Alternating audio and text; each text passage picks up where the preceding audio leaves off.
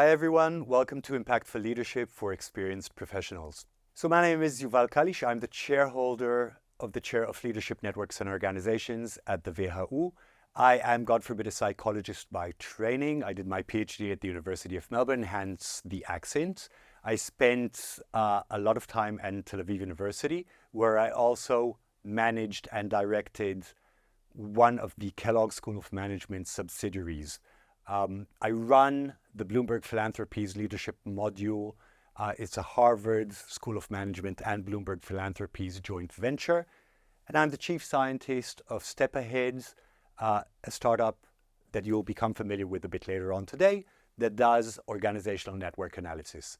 And the reason I'm telling you this is not because I'm trying to honk my own horn. It's because this program has been developed based on the best trainings in the world and best practices of trainings in the world.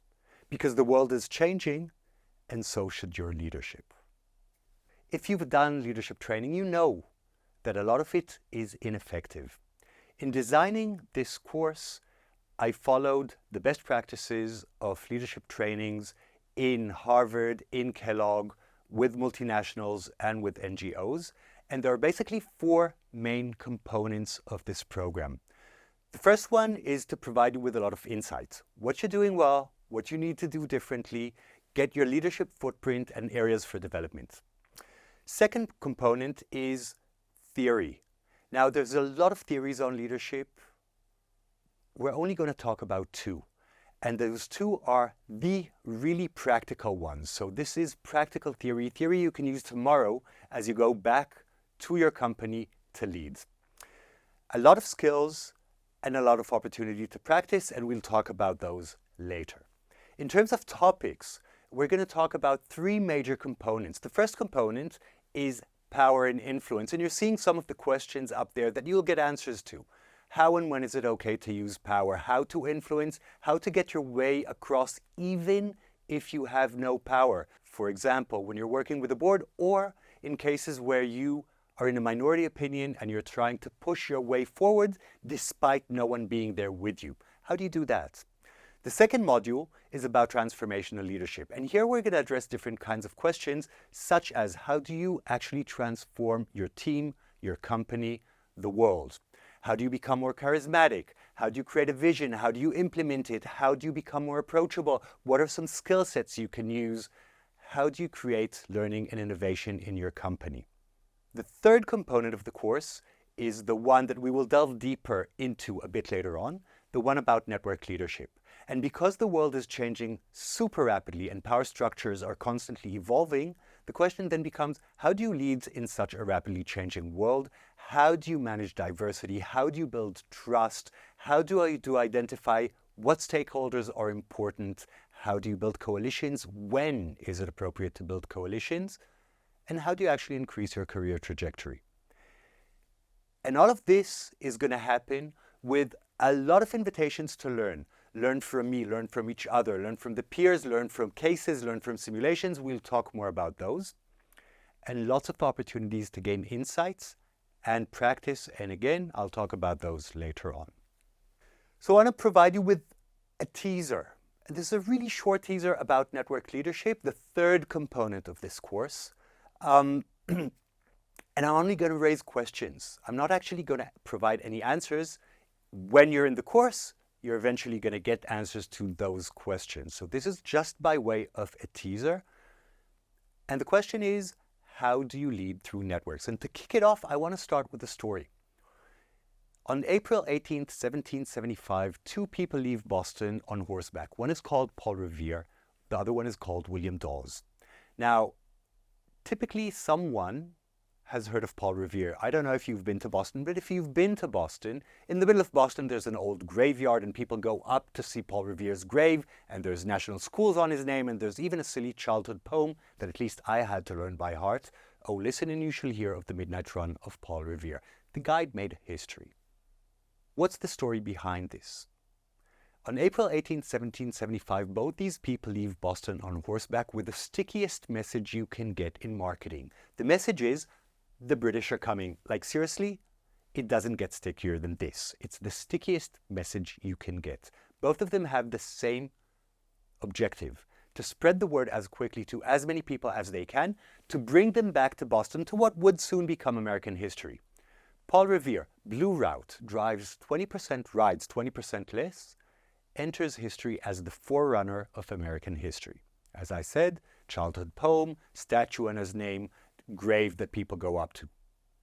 But there's the other guy, William Dawes. Green Route works so much harder, no one remembers him.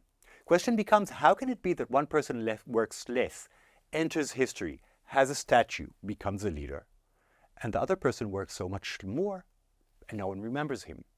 So historians have looked at it and said, well, maybe it's socioeconomic status, maybe it's skills and abilities, and that's typically what your typical trainings would address. But that's actually not the answer. The real answer is the only difference between Paul Revere and William Dawes is in who they saw in the network, how they leveraged them, and what they did with them. And that's the topic of this snippet and one of the core components of the course. The argument is going to be that promotion, buzz, responding to crisis, creating change, getting ahead, all of these things depend on a very particular network structure that Paul Revere had and William Dawes did not. And it's based on multiple ideas, which won't make much sense to you now, but just to bring them out to the fore, one is creating the right balance of trust and diversity, and we're going to talk about how you manage diversity. Second one is identifying who's important in your network. By the way, it's probably not who you think it is. The third idea is, who are these people to you? They're clearly not what you think they are. The fourth idea is when to bring them together and build a coalition, and when it's actually better to keep them apart. And ultimately, it's all about giving. I know this doesn't make sense, but as we go through the third component, that's something that would provide the structure of the day. I want to deep dive into one of these components. This is a real organization mapped with our startup. What you're seeing here is 273 students. A student is a circle colored by age level. Arrows or lines indicate friendships. And when you see this, and that's one of the things we're going to talk about, how do you see this type of diagram in your company, among your stakeholders, in the boards, in meetings, you realize that not everyone is equally important. So for example, if I were to lead change, if I were to try to change this company, there are 17 people in this company that I need on my sides. Interestingly enough, those 17 people are not necessarily formal managers. They may be other people who have network roles, and we'll talk about who those are and how you identify them. I encourage you to look at this image and think for a second, who do you think is important? And why does the school look the way it does? It looks like it's kind of structured according to color, according to different things, and broken into subcomponents. We're going to talk about why that happens in companies and how you lead such organizations. Another subcomponent, and I know these graphs will not make sense to you right now, but we'll talk about them in the course. This is a graph, or in fact, 8 experimental results that talk about when is it okay to bring people together and build a coalition versus when is it better to separate them. And we're looking at promotion, and we're looking at bonuses, and we're looking across cultures. And there's going to be some very, very unintuitive results that emerge in how to lead through networks based on these results. So this is a snippet of the one of 3 modules. The first one being power and influence, the second one being transformational leadership, the third one, which you got a glimpse into or a teaser into, is the one on network leadership. And the question is, what are you going to do? How are you going to learn all of these things? So the program, Impactful Leadership for Experienced Professionals, is a program for just that, experienced professionals. It's not an entry-level program. It's the program that is for executives who already have some experience and are looking to up their skills and up their knowledge with practical tools. 3 full days in the WHU Düsseldorf campus. And what can you expect? Well, First of all, you can expect a lot of fun. But above and beyond that, you're going to get top-tier, state-of-the-art training. We're talking about the trainings of the likes of Harvard, Bloomberg, Mandel Institute, Prime Minister's Office and NGOs around the world.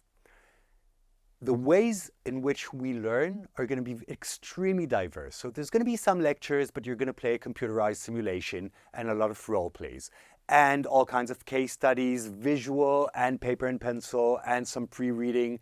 And there's going to be group discussions, and you're going to go through peer mentoring. And there's this opportunity for 360-degree feedback, and the entire course will fold into this 360-degree feedback that then you will have an opportunity to develop your leadership footprint and areas you need to develop. And the entire course will tell you where and what are the tools you need to further develop, and lots of networking opportunities. I look forward to seeing you in Düsseldorf. Thank you very much.